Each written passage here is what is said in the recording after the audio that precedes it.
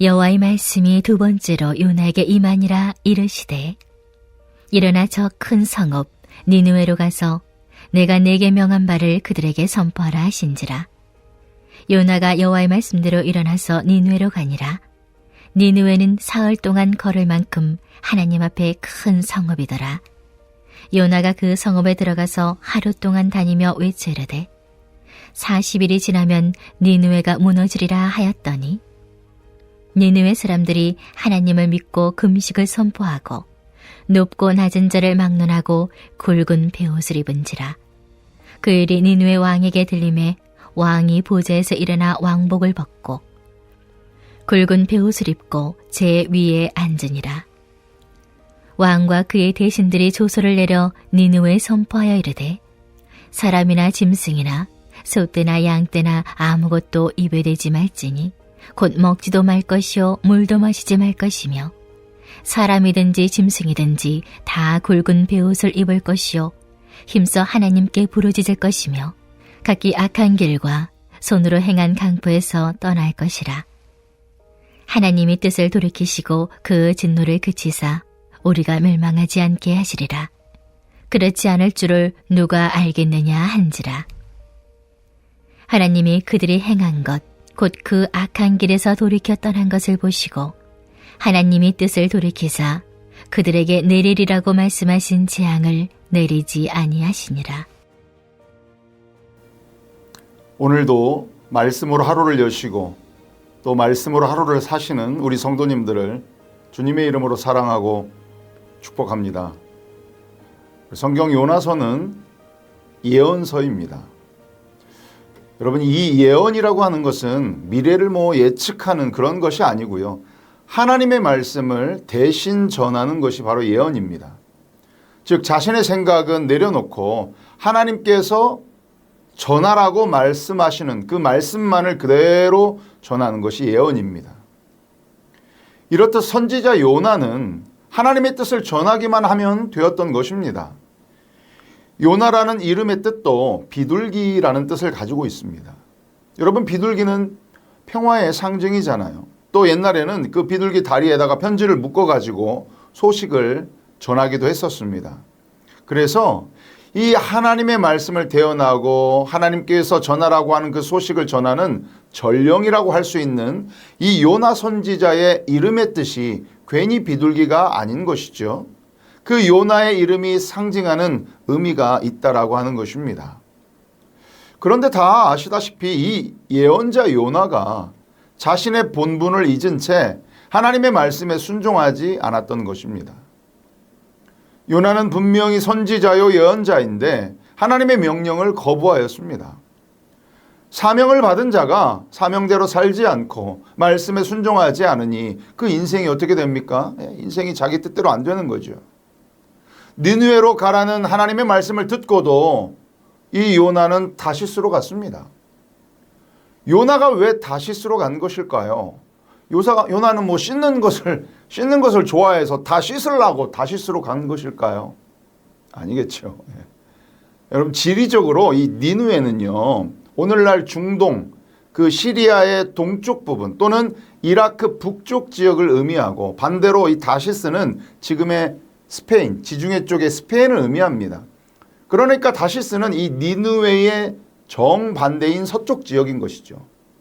니느웨는 동쪽이고, 역사적으로 이 니느웨는 북이스라엘을 정복하고 거기다가 남유다까지 거의 정복했던 잔인하고 폭압적이었던 아수르 나라의 수도였기 때문에 요나는 그 니느웨에 가기 싫었던 것입니다. 니느웨 사람들에게 하나님의 말씀을 전하기 싫었던 것이죠. 그러나 이 하나님의 죄에 대한 용서와 그 구원의 은혜는 사실 모든 사람, 어느 누구에게나 열려 있고 회개와 그 기회도 누구에게나 있는 것입니다. 물론 인간적인 요나의 입장에서는 가기 싫을 만도 하죠. 그러나 예수님께서도 우리를 구원하시기 위하여서 십자가에 달려 돌아가실 때에 내 원대로 마옵시고 아버지 원대로 하옵소서라고 말씀하시면서 십자가를 치셨잖아요. 그렇듯이 나를 부인하고 날마다 내게 주어진 십자가를 진다라고 하는 것은 비록 인간적으로는 내가 정말 하기 싫어도 그것이 하나님의 뜻이라면 마땅히 해야 하는 것입니다. 물론 인간은 연약한 존재이기 때문에 인간적인 생각과 판단으로 실수할 수 있습니다. 고집 피울 수도 있고 하나님의 뜻대로 순종하지 않고 마치 관역을 벗어난 화살처럼 잘못된 길로 갈 수 있습니다. 여러분, 문제는 실수했을 때 바로 그냥 일어서고 돌이키시는 것이 중요한 것인데 실수한 상태로 그냥 그대로 머물러 있으면 그것은 실패가 되는 것입니다. 죄의 본성을 인간은 누구나 가지고 있는 것입니다. 실수도 할 수 있고 죄 지을 수도 있습니다. 그러나 그것이 반복되거나 그냥 죄 가운데 머물러 있으려고 하거나 그래서 돌이키지 않고 회개하지 않으면 문제가 커지고 결국 하나님의 진노와 심판을 받게 되는 것입니다. 그럼에도 불구하고 우리 하나님께서는 자비하시고 인애하시고 오래 참으시기 때문에 우리가 때로 설령 순종하지 않고 또 실수하고 죄 가운데 있는 사람들이라고 하더라도 하나님은 우리를 부르시고 우리를 끝까지 포기하지 않으십니다. 하나님은 당신의 자녀, 그 하나님 당신의 백성들이 아니 어느 누구라도 죄악에서 벗어나기를 회개하고 죄에서 돌이킬 것을 기대하시면서 죄인들을 용서하시고 다시 일으켜 세워주십니다. 요나가 바로 그런 사람이었습니다. 회개하는 요나에게도 우리 하나님께서는 다시금 기회를 주신 것입니다. 오늘 본문 1절의 말씀입니다. 여호와의 말씀이 두 번째로 요나에게 임하니라. 아멘. 여러분, 요나는 이미 한 번 실패했지만 하나님께서는 요나를 포기하지 않으셨습니다. 요나는 하나님의 얼굴을 피하였지만 하나님께서는 요나를 찾아오셨고 좌절하고 주저앉아 있는 요나에게 오늘 말씀처럼 일어나라. 가서 내가 너에게 명한 바를 다시금 저들에게 선포하라고 두 번째로 말씀하신 것입니다.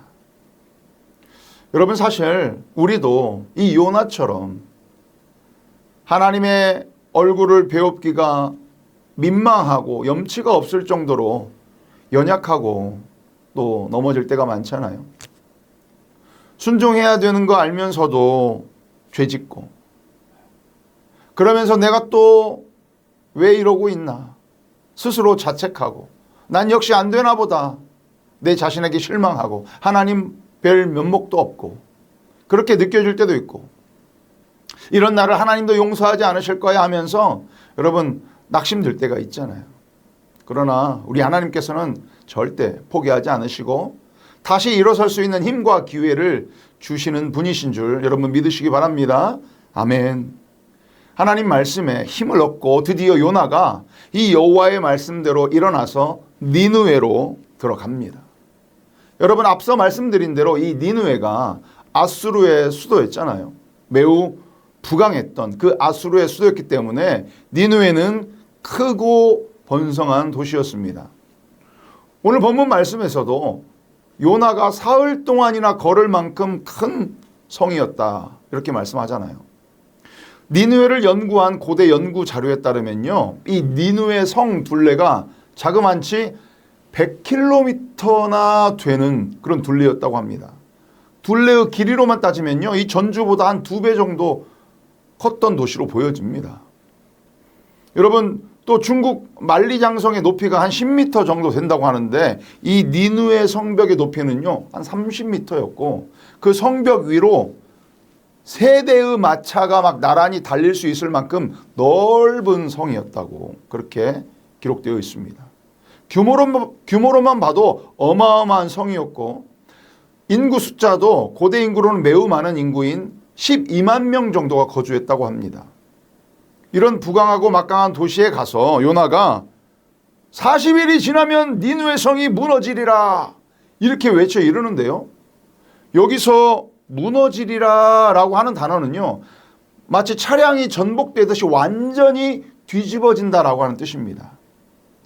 이 무너지리라고 했던 이 단어가 똑같이 사용된 곳이 바로 소돔과 고모라가 멸망했을 때 이 단어가 사용되었습니다. 창세기 19장 25절의 말씀을 제가 한번 읽어보겠습니다.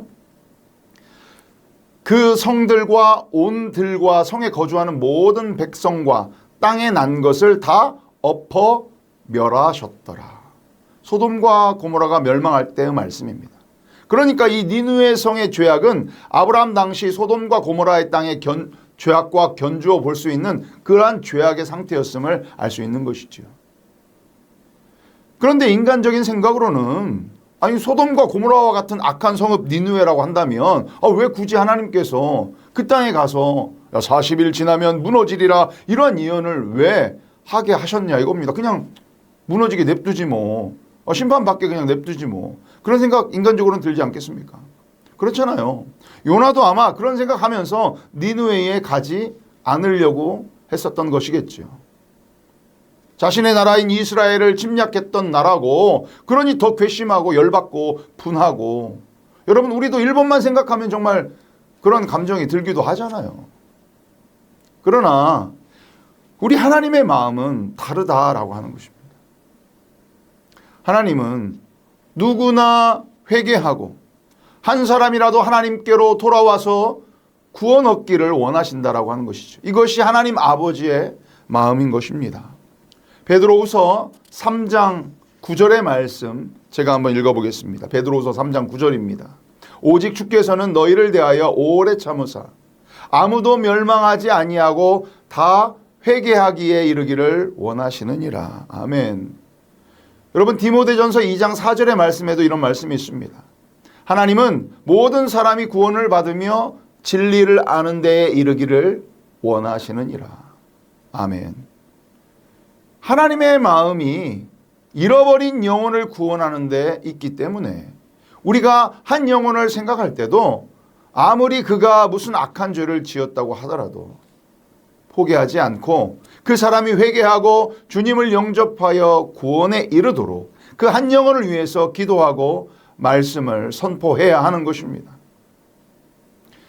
인간적으로는 정말 원수 같은 나라일지라도 그 나라와 도시를 위해서 그 주민들과 국민들을 위해서 기도해야 하는 것이지요. 요나가 하나님의 말씀을 의지하여 말씀대로 40일이 지나면 이 니느웨가 무너질 것을 경고하자 거짓말처럼 이 니느웨 사람들이 하나님을 믿고 금식을 선포하고 지위 고하를 막론하고 심지어 그 니느웨의 왕까지도 이 굵은 배 옷을 입었습니다. 오늘 본문 5절에 나오는 이 굵은 배는 염소털로 만든 검은색 천이나 옷을 가리키는 말입니다. 구약시대에 주로 슬픔과 고통을 당했을 때에 이 굵은 배의 천을 허리에 두르고 옷을 찢으며 재를 머리와 온몸에 끼얹었습니다. 니느웨 왕이 왕의 보좌에서 내려와서 왕복을 벗고 굵은 배옷을 입고 재 위에 앉았고 또 왕과 그의 대신들이 조서를 내려서 회개를 촉구하면서 니느웨 사람들과 심지어 그 짐승들까지도 금식하고 굵은 배옷을 입을 것과 또 하나님께 부르짖어 회개할 것을 명령합니다. 이 말씀은 온 니느웨 백성들이 진실된 회개를 하고 있다라고 하는 것을 보여주는 것입니다. 니느웨 사람들의 회개는 진실된 회개였습니다. 오늘 본문 요나서 3장 8절의 말씀을 다 같이 한번 읽어보겠습니다. 8절입니다. 사람이든지 짐승이든지 다 굵은 배옷을 입을 것이요 힘써 하나님께 부르짖을 것이며 각기 악한 길과 손으로 행한 강포에서 떠날 것이라. 니느웨 사람들의 회개를 통해서 우리가 알 수 있는 것은 하나님의 진노를 멈추도록 진실되게 회개하는 방법이 무엇이냐면 첫째, 자신이 죄인임을 인정하고 자신이 죄인임을 드러내고 자신의 죄를 고백해야 한다라고 하는 것입니다. 여러분 굵은 배옷을 입고 죄를 뒤집어 쓴다라고 하는 것은 죄를 인정하고 고백하는 행위입니다. 여러분 우리도 주님 앞에서 우리의 죄를 인정하고 고백해야 용서받을 수 있습니다. 여러분 상처도 드러내야 치료가 가능하지 않겠습니까? 죄를 숨기지 마십시오.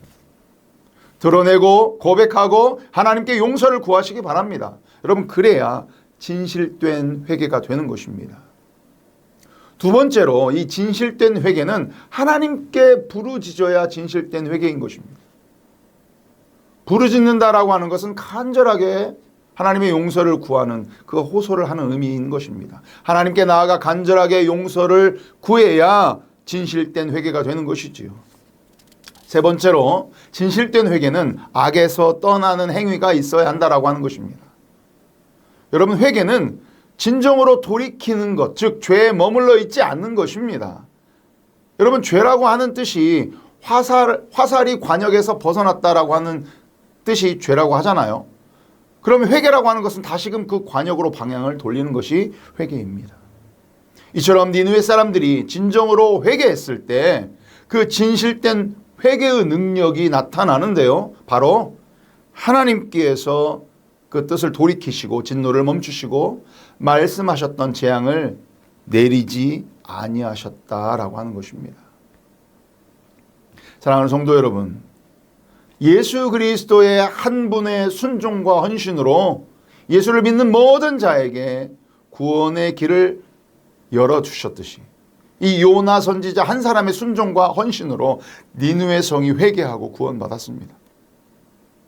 우리 또한 각자 한 사람 한 사람의 순종과 헌신으로 여러분의 가정과 여러분의 직장과 여러분이 작정한 영혼, 그 대신자가 구원받게 되는 것입니다. 사도행전 16장 31절에서도 주 예수를 믿으라, 그리하면 너와 내 집이 구원을 얻으리라, 이렇게 말씀하셨잖아요. 때로는 우리의 생각과 판단으로 주님, 아니 뭐 저런 사람들까지 구원이 필요합니까? 아니 뭐 교도소에 있는 사람들까지 가서 복음을 전해야 돼요. 저 사람들은 죄인인데. 아니 쟤네들 말씀 전해봤자 믿지도 않을 것입니다. 이렇게 인간적인 생각으로는 정말 그냥 멸망하게 냅두고 싶고 전도해봤자 구원이 씨알도 안 먹힐 것 같은 그런 사람들도 하나님의 백성이 될 수 있습니다. 여러분, 구원의 문은 누구에게나 열려 있는 것입니다. 구원은 하나님의 손에 달려 있는 것입니다. 요나는 위대한 설교자가 아니었습니다. 그저 회개하지 않으면 무너진다라고 하는 그 짧은 하나님의 말씀을 대언했을 뿐입니다. 예수님께서도 공생애를 시작하시면서 첫 공식적인 말씀 선포가 바로 마태복음 4장 17절에 회개하라, 천국이 가까이 왔다라는 말씀이었습니다. 한 영혼을 변화시키는 것도 결국 하나님의 말씀입니다. 그래서 우리는 말씀을 붙들어야 합니다. 여러분, 말씀만 의지해야 합니다. 바로 말씀 속에 생명이 있기 때문입니다. 사랑하는 성도 여러분, 우리도 회개하고 하나님의 나라가 가까이 왔음을 여러분 명심하고 우리의 삶이 무너지지 않도록 진실된 회개를 우리 하나님께 드립시다. 니느웨 사람들처럼 진정으로 회개할 때에 하나님의 용서가 임합니다. 여러분, 혹시라도 죄 가운데 계신 분 계십니까? 진실되게 회개하십시오. 여러분, 눈물을 흘린다고 회개 아니에요. 후회한다고 하는 것이 회개가 아닙니다. 후회하면 이미 늦습니다. 후회하기 전에 주님 앞에 나아가서 죄를 고백하고 간절히 용서를 구하고 진정으로 그 죄에서 돌이키시기 바랍니다. 그것이 회개입니다. 잘못된 길로 가고 있다면 방향을 돌려야 합니다. 가던 길을 멈추시고 돌아서시기 바랍니다. 우리 하나님께서는 여러분이 진정으로 회개하고 돌아오기를 기다리고 계십니다. 우리가 진실되게 회개할 때에 우리 하나님께서는 우리를 다시 사용하실 것입니다. 오늘 요나처럼요. 오늘도 여러분, 하나님의 자비와 긍휼을 구하시면서 죄악의 삶에서 벗어나고 돌이키셔서 빛 되신 주님께로만 향하여 영혼을 구원하는 그 하나님의 구원 사역에 귀하게 쓰임받는 우리 모든 성도님들 다 되시기를 주님의 이름으로 간절히 축원합니다. 아멘. 우리 함께 말씀을 기억하면서 함께 기도하겠습니다.